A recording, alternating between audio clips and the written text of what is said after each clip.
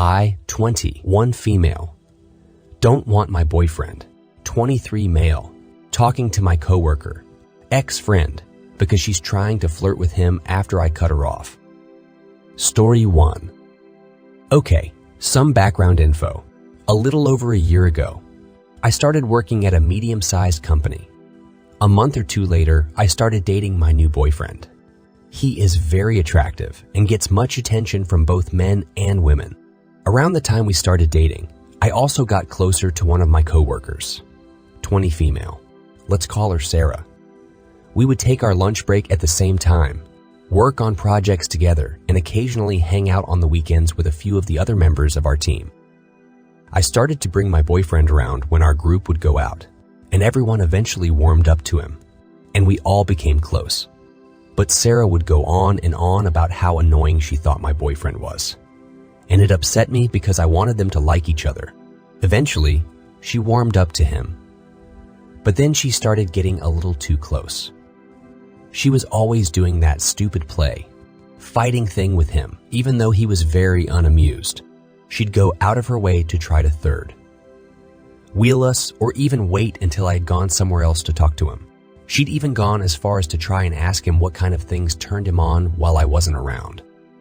Eventually, she stopped acknowledging me when he was around and only focused on him. My boyfriend knows these things upset me and would try to put as much space between him and her as possible, but it was useless. She was relentless. Recently, she went on a company cruise that I didn't go on because I got seasick and came back a few days ago. Neither I nor my boyfriend reached out to Sarah while she was gone, and I was pretty much done with being friends with her. Not just because of her odd behavior, but because she has shown how self-absorbed and overly competitive she is. She didn't speak to me when she returned, and I didn't speak to her. However, she tried to talk to my boyfriend several times and hug, touch him in some flirty way.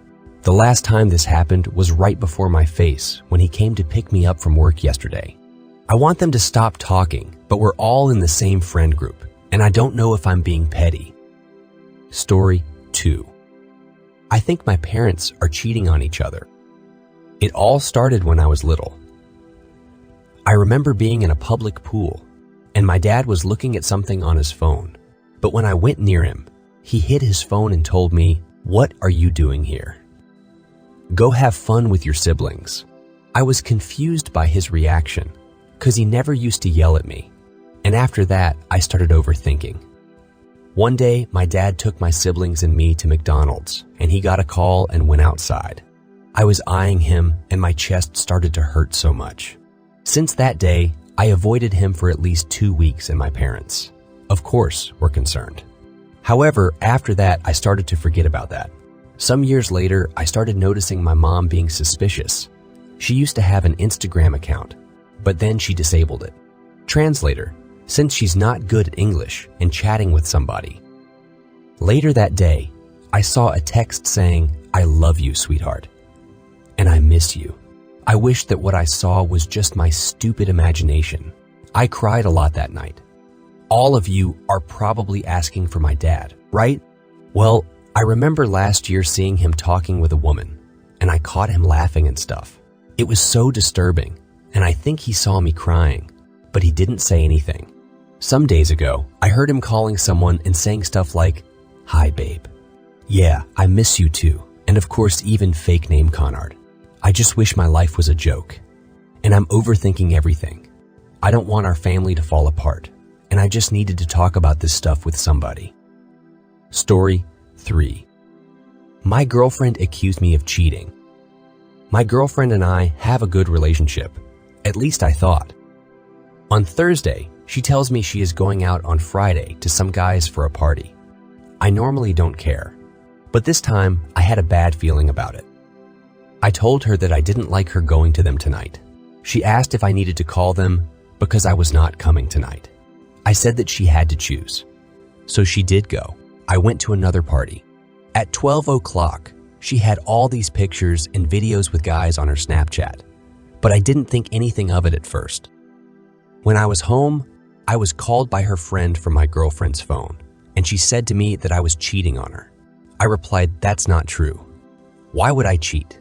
I was very sad and accidentally woke my parents because I was crying out loud. I talked with my parent about the situation, and they told me it's not normal that she does this. I woke up today and wanted to talk about it with her, but she doesn't want to talk about it right now. I don't think it's fair that I was blamed for something I didn't do, and that she believed some other guy before me. I'm still crying and don't know what to do. Story 4. I just want everyone to know I'm a virgin.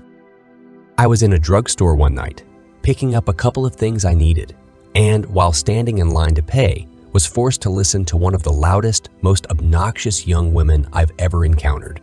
After prefacing her statements by stating that she was not a racist, she proceeded to spout things that were at least borderline racist in intent to the two young men who were with her.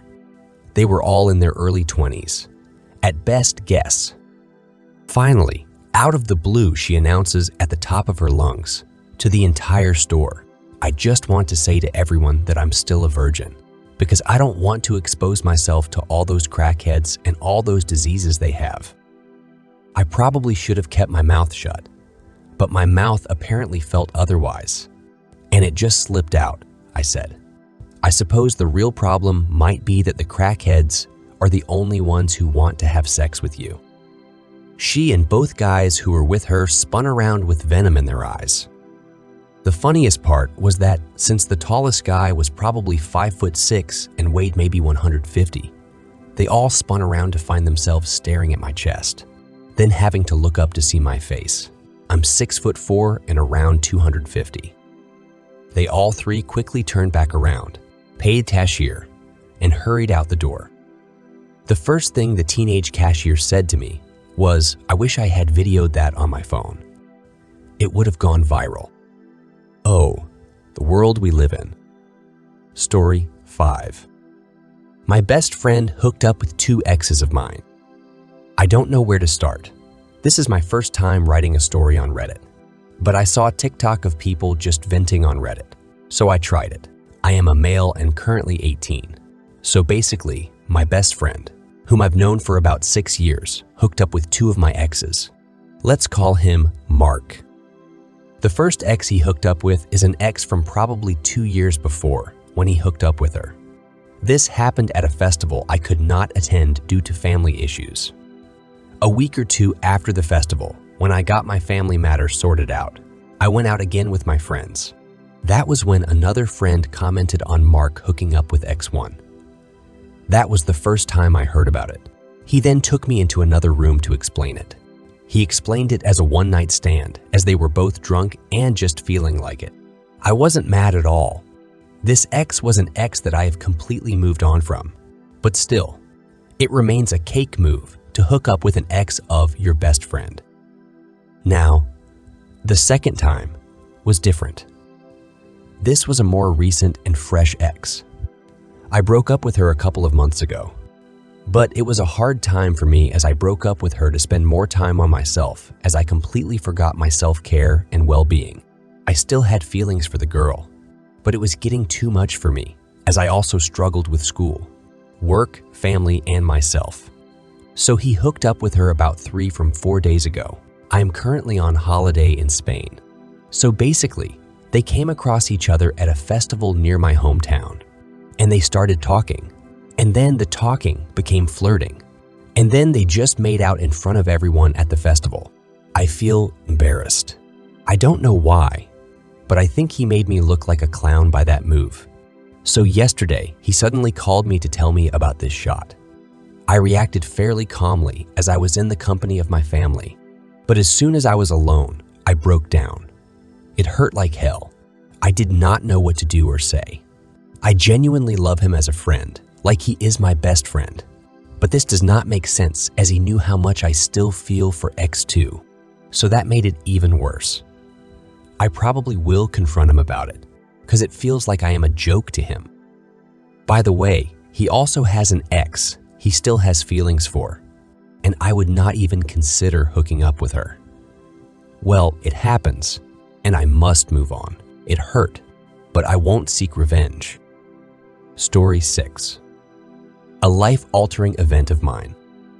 When I was 4 years old, I woke up to my mom asking me what I wanted for breakfast.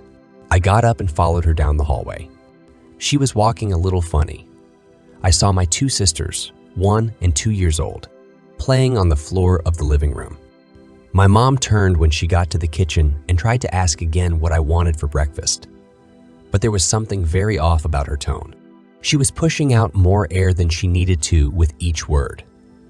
Then she fell backward into a crab walk with her on all fours, with her torso facing upwards, and took a few steps that way.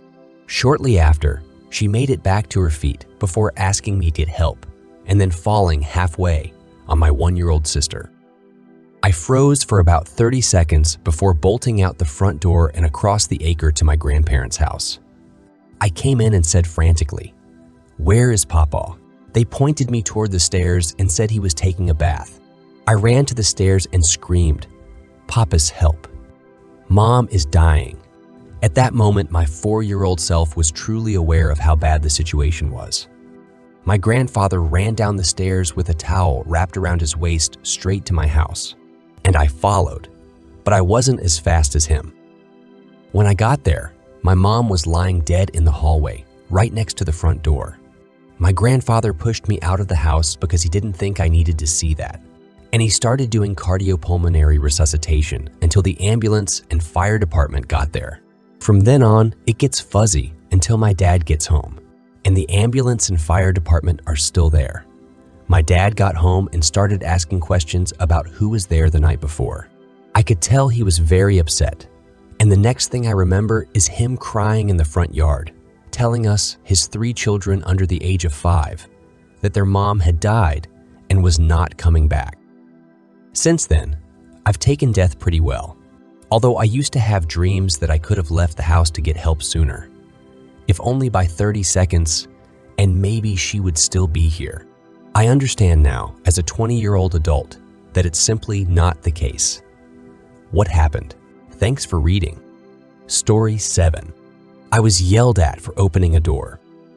So this was the other day, and I'm still at a loss for words. I'll tell the story, then give some afterthoughts. So I was heading into a local business when I noticed in the glass there was a woman behind me. Naturally, I opened the door and stepped to the side to open the door for the young woman. She stopped dead and told me she was never going to let some bigot asshole man help her in any capacity. I was confused. It's opening a door. I didn't say a word to this person before this. She saw my confusion and asked if my male caveman brain didn't understand what she said. I just told her I understood. I'm just confused. If you don't want me to hold the door for you, that's all right. Have a nice day, and proceeded into the store. About 5 minutes into my shopping exploration, I was approached by an employee who told me I made another customer feel uncomfortable. I asked how. He said I was aggressive to a female customer in the parking lot and followed her in, and that I needed to leave the store. I told Buddy to check the cameras. I'll stand right there as a supervisor does so. About 10 minutes later, I was given an apology by the store manager along with a coupon. Here are some afterthoughts. Ladies, your struggle is real. Some men mean you harm, and you should keep your head on a swivel to protect yourself. I agree with everyone that it's pretty pathetic you can't enjoy the same basic things in life as you would the average man. However, some of us stand with you. Some of us have a little daughter at home that we see in all of you. As a father, I'm terrified. As a man, I'm ashamed that some of my kind give all of us a bad name. Thanks for watching and your time invested. This is incredible. Lots of love goes out to you. I hope you enjoyed it. A like is always appreciated. By the way, your opinion in the comments is interesting to the whole community. Let us know about it. You are the biggest. Don't forget to subscribe to my channel and activate the bell. That way you won't miss anything. I wish you another relaxing day. Take care of yourself, and I'm looking forward to your next visit on my channel.